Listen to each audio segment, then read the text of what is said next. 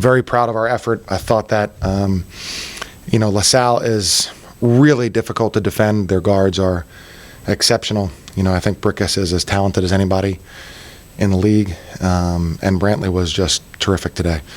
So difficult to defend, and they really had us in a tough way on the ball screen, partly because they're so confident, well schooled, but patient and confident, and they really gave us a hard time. So I'm glad that we were able to bounce back, and proud of it. I thought Jai Bailey was just tremendous. Isaiah Bigelow was great, and we're looking forward to Wednesday's game against UMass.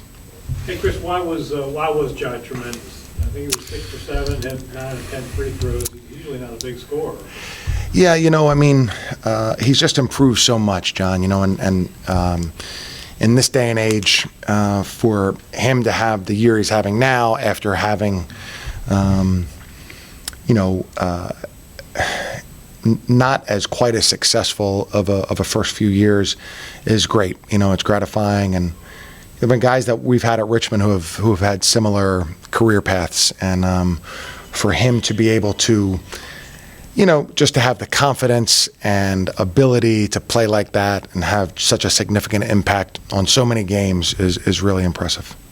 Sell out, second one of the season, and it felt like it was very helpful today. You could use some energy early, especially. It seemed to be helpful. It did, yeah. I think on a few of our games here, we've been great defensively, but maybe not in the first 6 minutes. I don't know necessarily what that is, as we're figuring it out. Sometimes I think off the bye, you have a tendency to feel out the game, and you just can't play at this level trying to feel out the game. You have to be in attack mode. And so as valuable as the bye is for the rest and the reset, when you're playing Saturday, Wednesday, or I think that probably has you in a better mindset at the beginning of games. So again, credit to them. They're not easy to defend. Brickus is, just amazing. He's so calm, so patient, can do everything.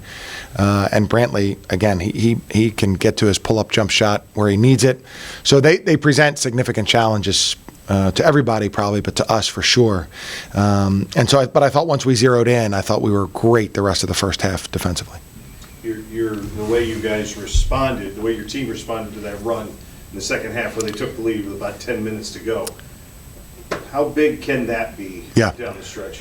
Yeah, huge. I thought it was 16-0 run, they told me on the radio. No timeout was mentioned. But when we subbed in Jai and played smaller, and really we did it for defensive purposes. And so I wanted to just, we weren't sure if Neil was going to play. It was impressive that he played today. And then, so we put in Jai. We had practiced a little bit going smaller. And then defensively, so that if the ball screen showed up, we could switch and now have a perimeter defender on the ball handler. And that was really a big part of the game, I thought. I thought then they weren't quite as good as offensively, and they couldn't attack as much right away off the ball screen. So I think that was a great response by us, and I'd say much of it was keyed by Jai and Isaiah. Hip flexor for Neil? Yeah, he's tight in his hip flexor here, and didn't practice yesterday. Really didn't shoot around today, and so, but then felt a little bit better as game time. And we had talked about it and figured we'd start him to see how he felt. And he was aggressive. We told the team, he took 12 shots in 20 minutes today. I'd love to see him do that all the time. And he didn't convert as many today as usual, but we'd love to see him be that aggressive. And try to score that much, because that's going to be better for our team. Your decision to go small in the second half, you alluded to it a little bit, out of necessity or out of strategy? Well, necessity probably, because it just, we're really comfortable if Neil, especially, who's a great defender, switches and the ball's below the foul line. But their guards are so calm, they dribble the ball back out to the top of the key or to the wing.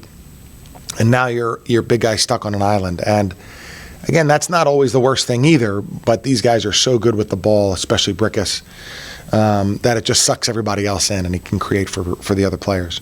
So we thought, let's just try to make sure we guard the ball screen, taking a chance that they weren't going to really try to throw it inside. And so when we were able to do that, I feel like that stifled them enough and they weren't as crisp off of it.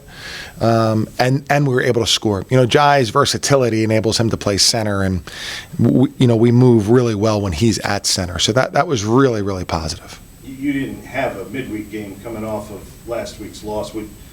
Not that you could do anything about it, but you probably would have rather played sooner than today just to get that out of your system. And what does it say about the guys withstanding that second half run after Jai mentioned there was one bad practice this week? Yeah. But they seemingly rebounded. Yeah, yes, definitely. I think that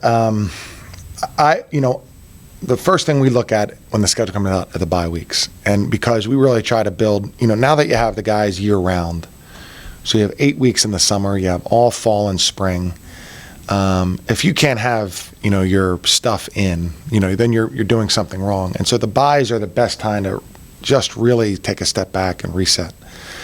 Having said that, we don't get to choose when the buys are. And so coming off a loss is not ideal, but coming at the time that it did in terms of the intensity of the VCU game, the intensity of the Dayton game, was good for us. So, we didn't practice well on Thursday, and this is a group that practices well, just about every day. We didn't practice well on Thursday, but had a very good practice Friday. So there is a little bit, when you hit the reset button, that's great, but then there is a little bit of, you're just a little bit more sluggish out of the gate, and I think that showed up today. And LaSalle was coming off of they got beat badly at home, and you could tell that had been addressed, and they had been coached, and they really came out really, really moving hard. John, what did the Spiders need that they finally came up with there late in the first half and then late in the game? Energy. Just having a week off. We had one bad practice, picked it up yesterday, but the biggest thing was just energy. We knew that was going to be one of the biggest things this game. You're not typically a big scorer. You were today. Why was that? Just getting myself open, being aggressive. Neil's finding me on the cuts. So I saw the ball go in some, saw my first couple free throws go in, and that was a huge part of it.